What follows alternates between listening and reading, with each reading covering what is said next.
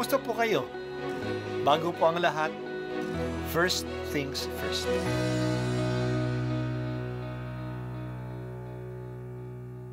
Good morning po. Sinisimulan po natin ngayon ang first things first. At dito po, tinatalakay natin sa unang bahagi ng umaga natin ay ang first readings na binabasa po sa banal na misa. Ito pong tinatalakay natin kasi madalas po marami na tayong alam tungkol sa gospel readings. Pero konti po ang nagsasalita sa first readings. Pero ang first readings, bahagi din po yan ng Biblia, ng banal na kasulatan. Kaya susubaybayan po natin ang mga first readings, basahin po natin at kuminsan kailangan ng basahin ng 2 o 3 beses bago maintindihan kasi hindi po tayo familiar sa mga istorya at sa mga kaisipan na tinatalakay dito. Ang pagbasa mula sa ikalawang aklat ni Samuel. Si David ay panatag ng nakatira sa kaniyang bahay. Sa tulong ng Panginoon, hindi na siya ginagambala ng kaniyang mga kaaway. Tinawag niya si Nathan at sinabi, "Nakikita mong nakatira ako sa tahanang sedro, ngunit ang kaba ng tipan ay sa tolda lamang." Sumagot si Nathan, "Isagawa mo ang iyong iniisip, sapagkat ang Panginoon ay sumasa iyo."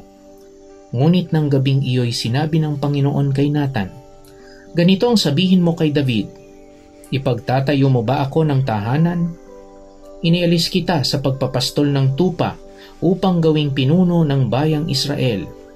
Kasama mo ako saan mang dako, at lahat mong mga kaaway ay aking nilipol. Gagawin kong dakila ang iyong pangalan tulad ng mga dakilang tao sa daigdig. Bibigyan ko ang Israel ng kaniyang lupa at doon ko patitirahin. Wala nang gagambala sa kanila roon. Wala nang aalipin sa kanila tulad noong una, buhat nang maglagay ako ng hukom nila. Magiging payapa ka sapagkat wala nang gagambala sa iyo. Bukod dito, akong Panginoon ang nagsasabi sa iyo, patatatagin ko ang iyong sambahayan. Pagkamatay mo, isa sa iyong mga anak ang ipapalit ko sa iyo. Patatatagin ko ang kaniyang kaharian. Kikinlanlin ko siyang anak, at ako na may magiging ama niya. Magiging matatag ang iyong sambahayan. Ang iyong kahari ay hindi mawawaglit sa aking paningin, at mananatili ang iyong trono." Ang salita ng Diyos. Salamat sa Diyos. Ito na ang huling simbang gabi natin. Mamayang gabi ay pagdiriwang na natin ang misa ng Pampasko. Talagang magiging tunay na ang batian nating Merry Christmas. Ang Pasko ay biyaya ng Diyos. Hindi ito dahil sa ating pagsisikap o dahil sa ating kabutihan. Ito ay grasya. Yan din ang mensahe ng Diyos kay David.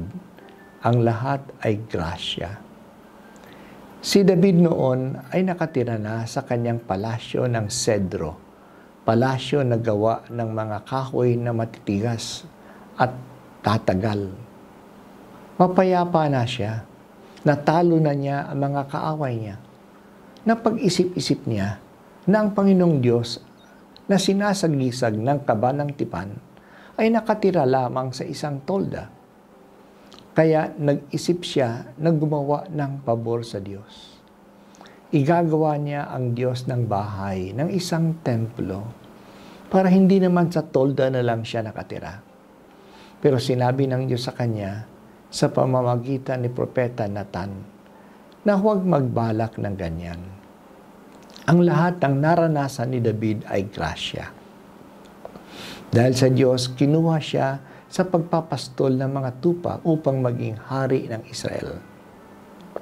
Dahil sa Diyos, natalo niya ang mga kaaway ng bayan ng Israel. Dahil sa Diyos, naging matagumpay siya sa lahat ng mga kaaway niya. Kaya ngayon, wala nang gagambala sa kanila kasi natalo na ang lahat ng mga kaaway. Hindi na sila mapapaalis sa kanilang lupain. Pero hindi pa sapat ang mga grasyang ito. May isa pang grasya na gagawin ng Diyos. Papatatagin niya ang sambahayan ng nagaling kay David. Isa sa mga niya ang susunod sa kanya na magiging hari. Ang lahat ng mga hari ng Jerusalem mula noon ay manggagaling sa lahi niya. Hindi mawawala ang paghahari sa kanyang lipi. Itong lahat ay biyaya ng Diyos. Nakikipagtipan ang Diyos sa lipi ni David. Totoo na lahat ng mga hari sa Jerusalem mula noon ay galing sa pamilya ni David. Pero dumating ang panahon na nawalan ng mga hari sa Jerusalem kasi nasira ang kaharian ng Huda. Tinalo sila ng mga Babylonians. Winasak ang kanilang lungsod, ang lungsod ng Jerusalem, at ipinatapon sila sa Babylonia. Kasama na ang hari nila. Napailalim ang mga Hudyo sa mga Babylonians. Kahit na nakabalik na ang mga Hudyo sa lupain nila sa Huda, sila ay nasa ilalim naman ng mga Persians. Nawala na ang kaharian nila. Wala noon, wala nang kaharian ng mga Hudyo. Di wala na rin silang hari. Tinupad ng Diyos ang kanyang pangako na haring darating pagdating ni Jesus na galing sa lipi ni David. Si Jesus ay kinilala na anak ni David, na leon ng Huda. Oo, maghahari siya kasi nandito na ang kaharian ng Diyos. Pero magiging ganap ang paghahari ni Jesus pagdating niya muli. Ang bawat Pasko ay paalaala na tulad na tinupad ng Diyos ang pangako na darating ang Kristo, tutuparin din niya ang pangako na babalik uli ang Kristo at maghahari siya magpakailanman. Halina Jesus, dumating ka na muli. Natutuwa kami sa pag-aalaala namin sa una mong pagdating. Nananabi kami na sa muli mong pagdating, magaganap ng lubusan ang grasya ng kaligtasan. Ito po ay iyong biyaya. Dumating ka na.